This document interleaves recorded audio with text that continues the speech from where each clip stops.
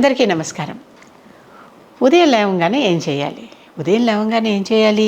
మొట్టమొదట చేయాల్సింది దేవతా కటాక్షం కోసం ఆ రోజంతా నాకు బాగుండాలి అని కదా మనం కోరుకుంటాం.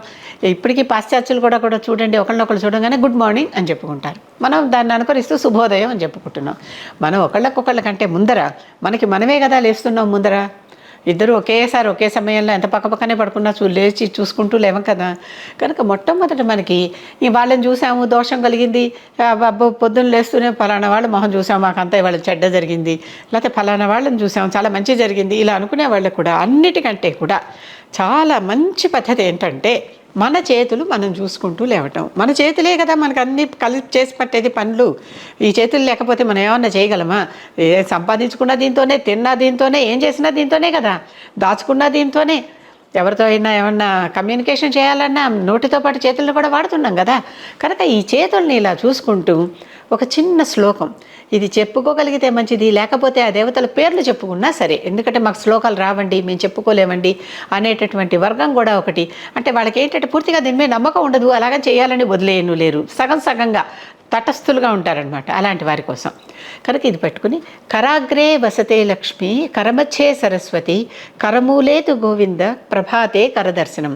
ప్రభాతం అంటే అప్పుడే చక్కగా తెల్లవారుతోంది. ఎప్పుడు ఎవరింటి ఎన్నింటికి లేస్తే అన్నింటికి ప్రభాతం, 10ంటికి లేస్తే 10ంటికి ప్రభాతం, 6ంటికి లేస్తే 6ంటికి ప్రభాతం, 3ంటికి లేస్తే 3ంటికి ప్రభాతం అనుకోండి. మీకు అదే ప్రభాతం, మీకు అదే ప్రభాతం. కనుక ఆ ప్రభాత లేస్తూనే కరాగ్రే వసతే లక్ష్మి, ఈ కర అంటే వేళ్ల చివరల్లో లక్ష్మీదేవి ఉంటుంది. కరమచ్చే సరస్వతి, ఇక్కడ సరస్వతీదేవి ఉంటుంది. కరమూలేతు గోవింద, ఇక్కడ గోవిందుడు ఉంటాడు. లక్ష్మి కావాలా మనకి? పొద్దున్నే లేచి ధనమూల మీద జగత్ అని చెప్పుకుంటూనే ఉన్నాం కదా.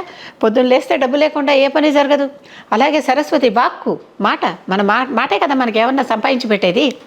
మన మాట పట్టే కదా మనకి స్నేహితులు కానీ శత్రువులు కానీ పెరిగేది. మన మాటే కదా. ఇప్పుడు నేను ముఖ్యంగా అసోసియేట్ ప్రొఫెసర్గా రిటైర్ అయ్యాను. నేను ఎప్పుడు గొంతుపెట్టుకు బతికే వాళ్ళం అంట. గొంతుపెట్టుకు బతకటం ఏంటి? క్లాస్కి వెళ్ళి పాఠం చెప్పకపోతే మాకేమొస్తుంది? మా జీతం మాకు ఎలా వస్తుంది? కనుక మన గొంతును ఎలా వాడుతున్నాం? కనుక మంచిగా వాడండి, మంచిగా వస్తుంది.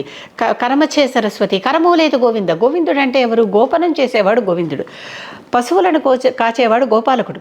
ఆయన్నే గోవిందుడు అన్నారు శ్రీకృష్ణుడు. అంటే ఎంత కాస్తే ఎంత చక్కగా వాటిని కాపాడితే పశువులు అన్ని రకాలుగా ఉన్నాయి. కనుక మనల్ని కాచి కటాక్షించేవాడు, మనల్ని కాపాడేవాడు, మన కష్టాలను కడతెర్చేవాడు గోవిందుడు. అటువంటి గోవిందుడికి ఏ ఇబ్బందులు వచ్చినా నన్ను కాపాడవయ్యా ఈరోజు. ప్రభాతే కరదర్శనం, మన చేతిలోనే ముగ్గురు ఉన్నారు, లక్ష్మీ సరస్వతి గోవిందుడు ఉన్నారు. ఈ ముగ్గురికి నమస్కరించుకుంటూ ఈ రోజున నాకు ఏ కష్టాలు రాకుండా చూడు, ఈ రోజున నా మాట వల్ల నాకు మంచి కలిగేలా చూడు, ఈ రోజున నాకు డబ్బు వల్ల ఎటువంటి ఇబ్బంది రాకుండా డబ్బు నాకు లాభంగా కలిగేలాగా చూడు అని నమస్కరించుకోవటం అనమాట. ఇది పొద్దున్నే లేచేటప్పుడు చేయటం మంచిది. అంతే కదా. ఆ తర్వాత మళ్ళీ కాలు కింద పెడతాం కదా తప్పనిసరిగా. మరి ఆ మంచమో ఎక్కడ పడుకున్నామో అక్కడి నుంచి లేచి కాలు కింద పెట్టాలి కదా. ఆ కాలు కింద పెట్టేటప్పుడు ఎక్కడ పెడుతున్నాము? భూమాత మీద పెడుతున్నాం. మేము పైన ఎక్కడో అంతస్తుల్లో ఉంటామండి, మట్టి మీద కాలు పెట్టామంటే ఎక్కడున్నా మనం ఎక్కడ కాలు పెడుతున్నామో దానిని భూమాతగా కొలవటం మన సంప్రదాయం. కనుక మీరు 20వ అంతస్తులో ఉన్నా, 100వ అంతస్తులో ఉన్నా, మీరు ఎక్కడ పాదం పెడుతున్నారో అదే మీకు భూమాత. అక్కడి నుంచి మీ అబ్సల్యూట్ జీరో ప్రారంభం అవుతుంది. మీ ఎత్తు కొలుచుకునేటప్పుడు నేల నుంచి కొలుచుకోరు, 1వ అంతస్తు నుంచో గ్రౌండ్ నుంచో కొలుచుకోరు కదా. మీరు ఎక్కడి నుంచి ఉన్నారో అక్కడి నుంచి కొలుచుకుంటారు. కనుక అదే మీకు గ్రౌండ్ జీరో. కనుక ఆ గ్రౌండ్ జీరో భూమాతగా భావిస్తూ ఆ భూమాత మీద కాలు పెట్టేటప్పుడు ఆవిడికి నమస్కరిస్తూ, అమ్మ నీకు కాలుతో ఎవరిని కాలుతో తన్నం కదా, అమర్యాదగా భావిస్తాం కాలుతో తనటం. ఎవరినైనా సరే కాలితో తన్నితే తప్పనిసరిగా అది మీకు శాపమే తగులుతుంది, అది మర్చిపోకండి. అది అనుభవించిన వారందరికీ తెలుస్తుంది. కనుక ఎవరిని కాలుతో తన్నకండి. అక్కడ ఆ కాలు పెట్టేటప్పుడు సముద్రవసనే దేవి పర్వతస్థాన మండలే విష్ణుపత్ని నమస్తుభ్యం పాదస్పర్శం క్షమస్వమే. అమ్మవారికి క్షమాపణ చెప్పుకుంటున్నాం భూదేవికి. అమ్మ నీ మీద నేను కాలు పెడుతున్నా, నువ్వు ఎలాంటి దానివి? సముద్రం నుంచి పర్వతాలు ఎదిగాయి, మన భూమి నుంచి ఎదిగాయి అనుకుంటున్నాం, కానీ మళ్ళీ అట్టడుగున నీళ్ళే కదా ఉన్నాయి. సముద్రంలో నుంచి కూడా ఉన్నాయి పర్వతాలు. అటువంటి సముద్రంలో ఉన్నటువంటి ఈ పర్వతాలు అండమాన్ నికోబార్ దీవులకు వెళ్ళేటప్పుడు అక్కడ ఒక పర్వతం సముద్రంలో మన వాళ్ళకి మొట్టమొదటిసారి కనుక్కున్నారు. ఆ పర్వతానికి ఇందిరాగాంధీ అని పేరు పెట్టారు. అంటే మన పేర్లు మన ఇష్టం వచ్చినట్టు ఎవరెస్ట్ పర్వతం అని అది కనిపెట్టిన ఆయన వాళ్ళ పేర్లు పెట్టుకుంటాం కదా. అంటే ఆ సముద్రంలో ఒక పర్వతం ఉంది, అప్పటిదాకా దాన్ని ఎవరు కనిపెట్టలేదు. కనిపెట్టడం అటువైపు వెళ్తుంటే కదా మనకు తటస్థిస్తే కనిపెడతాం. ఆ పర్వతానికి ఇందిరాగాంధీ అని పేరు పెట్టారు.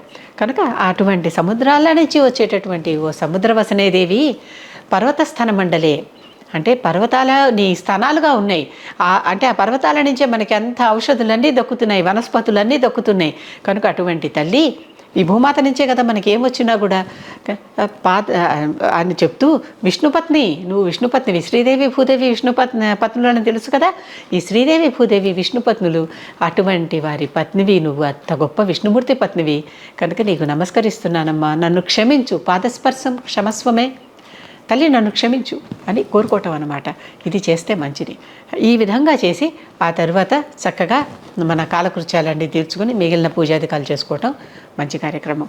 లేస్తూనే తప్పనిసరిగా ఈ 2 కార్యక్రమాలు, అంటే మనల్ని రక్షించేసేటువంటి లక్ష్మీ సరస్వతి గోవిందుడు, ఇక్కడ ఈ భూమాత, వీరికి నమస్కరించుకోవటం ప్రధాన ధర్మంగా భావించి, మన విద్యుక్త విధిగా భావించి దానిని చేయటం మంచిది.